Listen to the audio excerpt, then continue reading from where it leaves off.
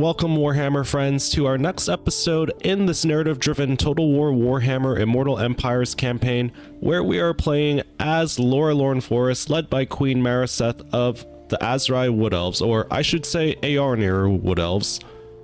Now to recap our last episode, we launched an invasion into Hochland, not attacking Hochland themselves, but to save them from Festus the Leech Lord.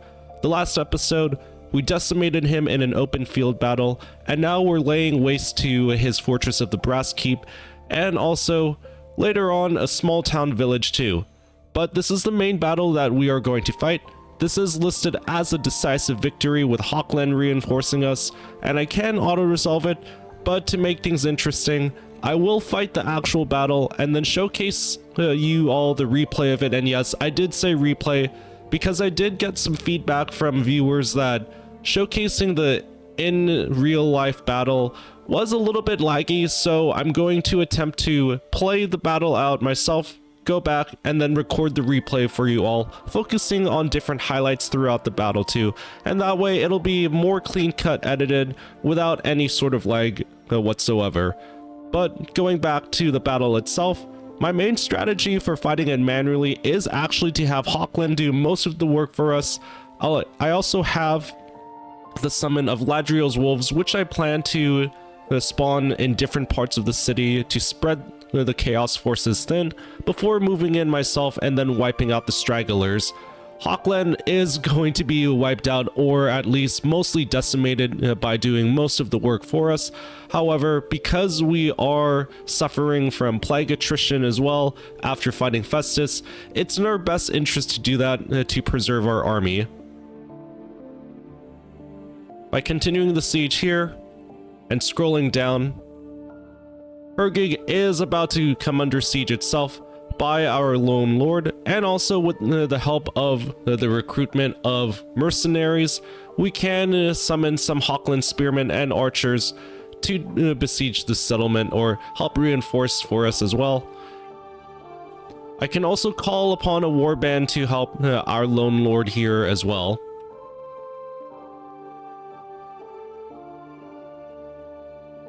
But let's fight this battle manually and really showcase an epic battle of the Brass Keep, my friends. Taking a look at the battle map at a glance, we're holding Queen Marisith and her Wood Elf forces in reserve, while our forces and allies of Hochland are closing the distance on the left flank here.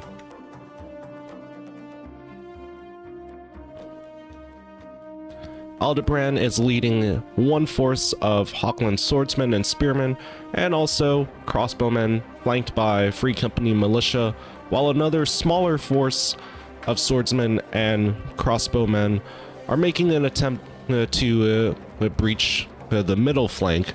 But it is very scummy of me to do this.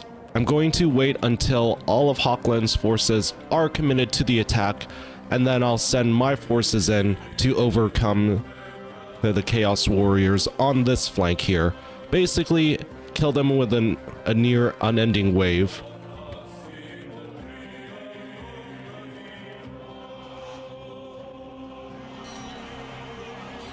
With the first initial stages, Hochland has committed their spearmen, and oddly enough, they did send their Free Company militia up here as well. Again, AI choices, very questionable, but they are our allies, so we're going to try to make the best with what we've got. We've also used Ladriel's wolves, a summon, to open the gates for us in an attempt to make things easier for our allies, although being the AI, they're not really taking advantage of it. It seems as though they are making a little bit of progress here though, in terms of overtaking these walls, and then drawing their forces away from their other main force here too. We're also going to try to spread havoc around the city with Ladriel's wolves running amok, and then also taking the enemy on a wild goose chase too. And even though Ladriel's wolves are at a moment very much outmatched by some chaos trolls and the combined force of marauders supporting them too, The whole point isn't for them to decimate the city armies, but it's to draw them away and to spread them out as thin as possible too, so that the rest of our actual force can have an easier time fighting, and maybe even make things easier for Hochland as well, although doesn't look like Aldebrand or his swordsmen are faring very well against the Marauders. And around this time too is when we start sending in our actual attacking force. Darthu's Wargrove Treemen about to make an attack on the main city gates. Empire archers will be helping our Glade Guardians and Aeonir Explorers, aka basically Shadow Walkers for the Wood Elves. I will be holding my Treemen in reserve too. Taking fire from the Chaos Forces isn't going to be too much of an issue. I'm also going to be sending in my cavalry to do the work of running amok as well, should the worst happen to both of my summons of Ladriel's Wolves and they get wiped out. Which it may happen for this group here, who's holding off some Chaos Trolls. And the plan of attack here is to use Darthu's Wargrove and also our Zotes to literally smash down this gate, smash through the front lines, and then make things easier for our Treemen and also our Spearmen too. I'm going to be keeping all of my archer units, and yes, even the measly Empire archers held in reserve to keep laying supporting fire as well. The Glade Captain and also Marisith herself probably won't be too useful in this battle. We don't have any enemy legendary lords or enemy lords to really deal with or to worry about as well either.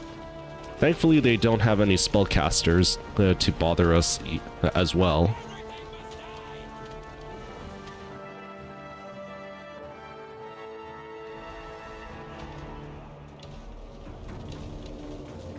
Zotes and Treemen have made their way through, and to the relief of the Empire Swordsmen as well. Going to be making a charge into these Chaos Warriors here. Let's see how the Zotes fare. Smashing success. Elite Chaos Warriors getting pummeled by our Zotes here, and soon to be followed up with even more pain from Darthu's Wargrove. Lots of mass being thrown around, and also I'm thinking, even though it says it's even, with the amount of damage and also with Darthu's Wargrove coming in to support as well, it's going to be a surefire victory for our Zotes and Treemen here.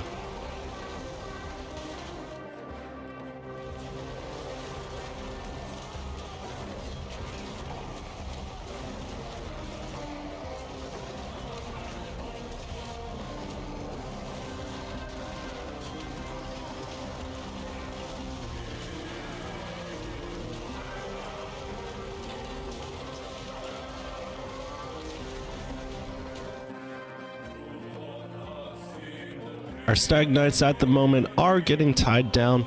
However, my main goal is to get them to rout off their cavalry forces, and then eventually using their speed to capture this main key building here, or key territory I should say, in order to gain us all the victory points and winning the battle. Thankfully speaking though, the Great Stag Knights, since they are ethereal, physical damage isn't really going to do much against them. Plus also, even though they are outnumbered, they can out-quality the enemy too. Chaos Warriors pretty much on the verge of routing with the combined efforts of our Zotes and Treemen. And also a couple of our Glade Warriors or Glade Guardians coming into close range or shooting the Chaos Warriors in the face. A very ballsy move on their end.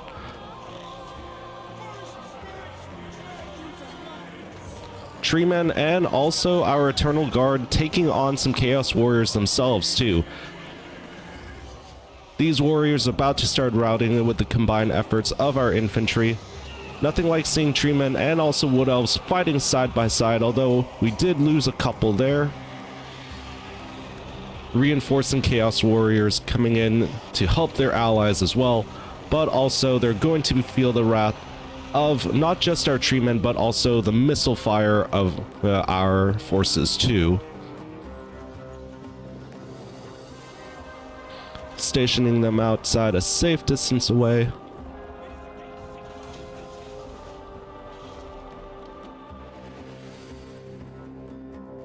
Zot's about to charge into the backs of these Chaos Warriors who are distracted with our Glade Guard and also our Treemen.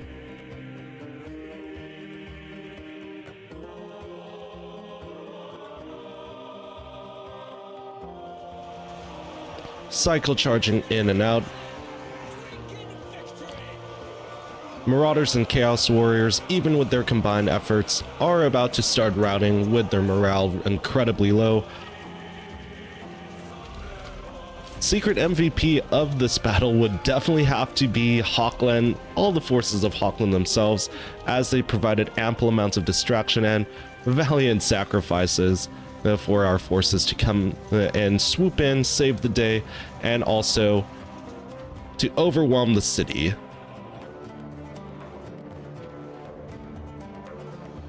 Stag Knights making a key attempt to take one of the main capture points here. Getting a little bit tied down at the moment though. Combat is even for our lost Sylvan Knights though. Stag Knights are losing, which I should have pulled out at this moment. That was just poor micromanaging on my end too. Frontline units also taking a bit of a beating here with our Eternal Guards. Not about to start breaking, but also taking a bit of damage themselves.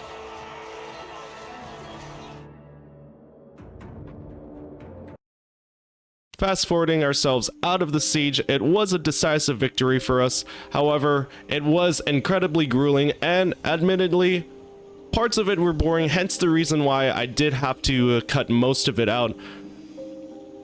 Since it was a decisive victory for us, not too many losses on our end. Hochland did most of the brunt work for us, and we decided to raze it to the ground in order to gain all of that extra loot as well.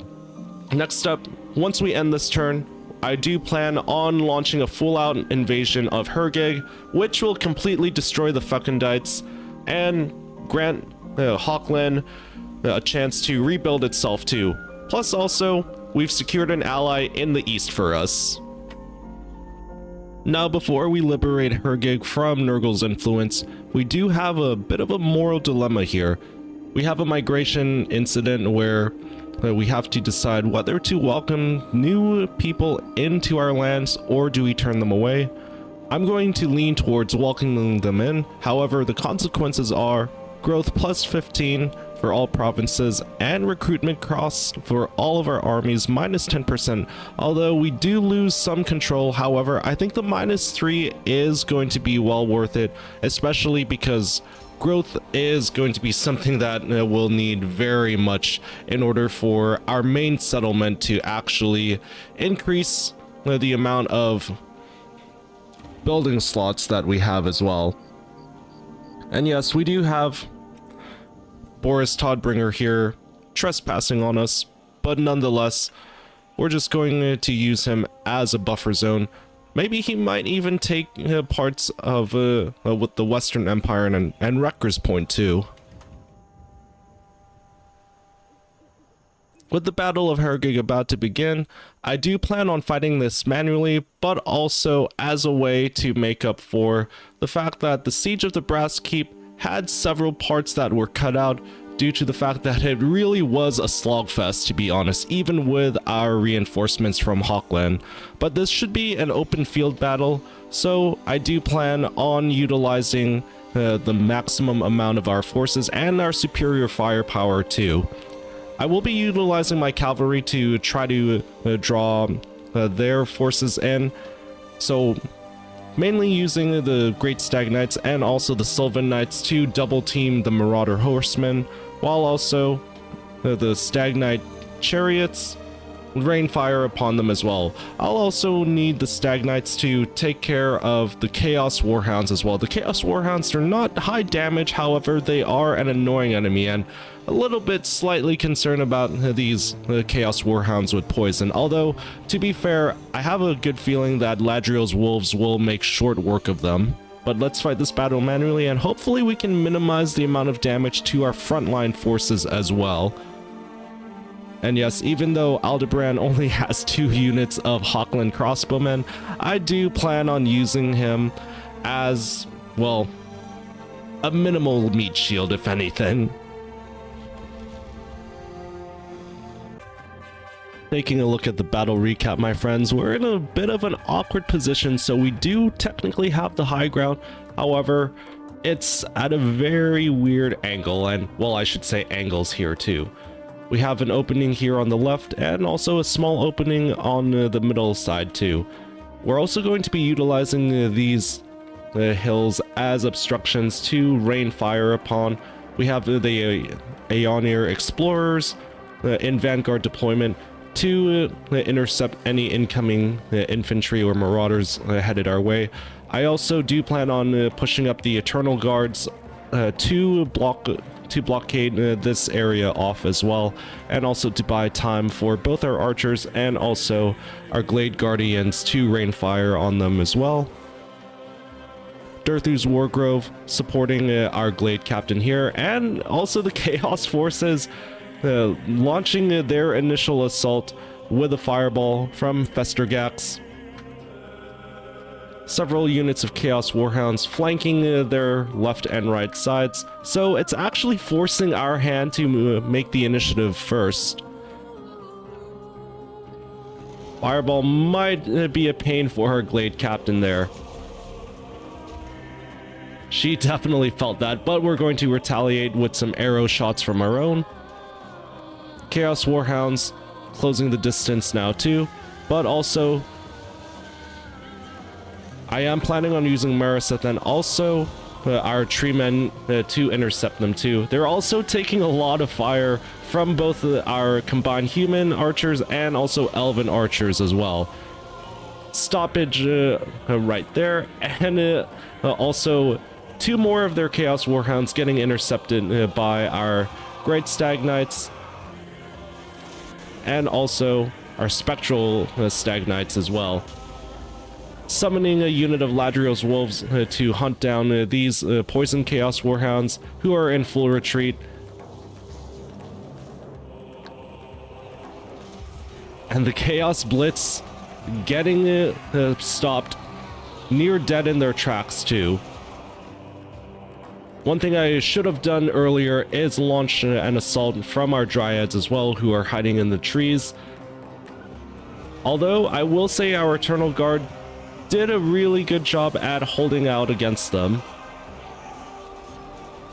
Aeonir Explorers moving into position to better flank them on the left as well.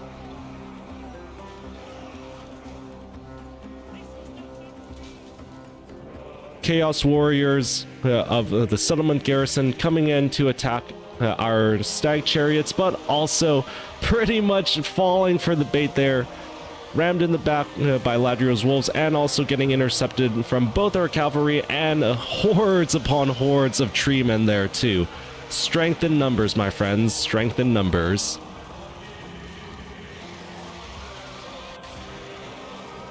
Yeah, I don't know what else to say other than they are completely decked right there. Although the Chaos Lord and also the majority of his infantry units and Chaos Warriors trying to make a push on the middle flank here. Using our treemen and also our Zotes to intercept them as well. Treemen pretty much 1v-alling them, and Zotes coming in with the resounding charge too. Zotes also did cast some physical resistance for our treemen, as if their defense wasn't high enough.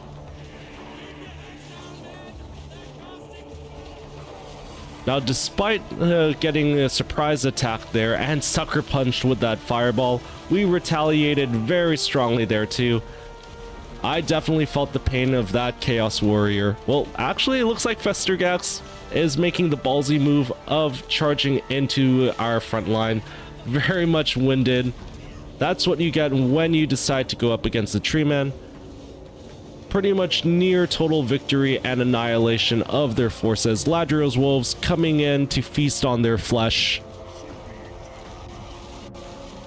And a rain of arrows from both the combined human and wood elf forces, punishing the marauders and chaos warriors. Now, of course, we want that XP and also some pride after the battle, so we're going to do our best to assassinate Festergax. Who's going to land the killing blow on him? I want to say it could be our Glade Captain. Oh, that looked like it could have been the killing shot there. Oh, this might be the money shot, my friends. And yes, it was. From our Glade Captain. She got her revenge. All bloodied up. And gaining that well-earned XP as well. Ladrio's Wolves finishing off a couple of marauders here. And also we decided to say, screw it, summon another unit of Ladrio's Wolves to feast on these Chaos Warriors. Although, since this is a settlement garrison, that warrior went absolutely flying. This is arguably, these summons have won me multiple battles.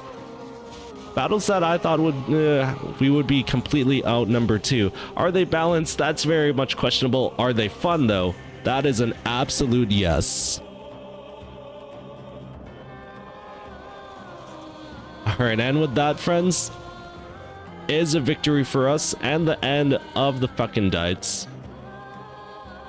Not just a victory for us, but another victory for the Empire, with another major enemy faction absolutely destroyed, decimated, and surprise attack sucker punched from us. Right, friends, that was a faster paced battle than I anticipated. We did jump the gun. It was either my Glade Captain or possibly Festergax who initiated the first strike. Probably Festergax throwing that fireball, or my Glade Captain shooting that first arrow, although I don't think I was within range. Regardless, lots of enemy forces absolutely obliterated, and it was a complete massacre against the Chaos forces too. Only losses of 23 in total. Potentially a lot of our Glade, or Eternal Guard I should say. Most of those losses came from them. Possibly from our Treemen as well, but nonetheless, we're going to pick up replenishment. Aldebrand coming in very late as well. Festergax losing pretty much all of his forces, and the settlement garrison absolutely decimated. I do plan on raising the settlement as well to wipe out the Fecundites completely, and thus giving some ruins for Hochland to occupy themselves too, at the cost of their own money. But we're going to get a whole lot of gold out of it, and I do plan on potentially retreating back to Laurelorn Forest, although it's very tempting for us to move on to Stirland as well. Stirland seems as though they may need our help with both the Redhorn tribe and also the Deceivers of Tzeentch causing problems for them too. Alright, so we're in a slight dilemma here, friends. It looks like Hergig was recently plundered. I don't know if Talabeclan or one of the other Empire factions just waltzed on over here before I had the chance to fight, and pretty much helped me out with the work that was done, but it did look like I was fighting against a full-grown settlement. So instead, I do plan on sieging it and occupying it. But my logic here is if I occupy it, then I can sell it eventually at full price to potentially, ideally, Hochland, possibly Talabeclan to the south, or really to any of the elector counts. So we're going to occupy it, and also another silver lining. This should help with replenishment and also offsetting any disease that I got from fighting Festus as well. And it's going to help decrease the amount of attrition that we suffer too. for our main army, that is.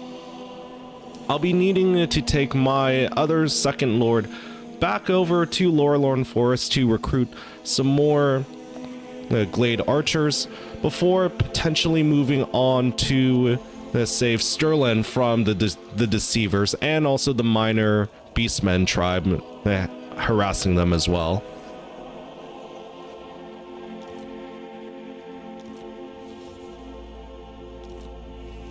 Alright, the Fecundites are completely destroyed, but the effects of plague are lingering for us and also for the rest of Hochland. It's going to take a few turns for them to recover as well, but we've gotten rid of a very dangerous enemy. We gain a pretty valuable ally in the wars to come, and pretty much all of our borders are secured with a somewhat friendly alliance with the Empire. It's more so an alliance of survival too, as in we need to help them survive by fighting their enemies for them and alongside them. Victory over Festus. We'll end the episode here, friends, replenishing ourselves in the next episode, and then also selling off Hergig to the highest bidder too. Let me know in the comments if you think I should make a march onto Stirland to save our friends there, and also potentially take out the deceivers and any beastmen tribes that we encounter too, or if you think the smarter choice would be to regroup at Laurelorn Forest and prepare for an attack against the Norskins and other chaos forces in the north too. Potentially even making the assault ourselves and launching an invasion. Let me know which decision you think would be the most strategic and also the most beneficial to us. And yes, I should have said this at the beginning of the video too, but we are playing on just a medium difficulty, aka hard campaign and also hard battle difficulty. So nothing too overly challenging, but also not the easiest difficulty as well. But also, regardless if you're a new or returning viewer, thank you so much for watching this far into the video. And if you are a new viewer and like what you have seen so far and want to continue seeing more narrative-driven Total War campaigns, or potentially even some Baldurs Gate character builds too, I'd love to have you join us on those adventures, friends. So remember to hit the like, subscribe, and bell icon notifications, and I'll save you a seat at the table for those adventures. Take care and farewell.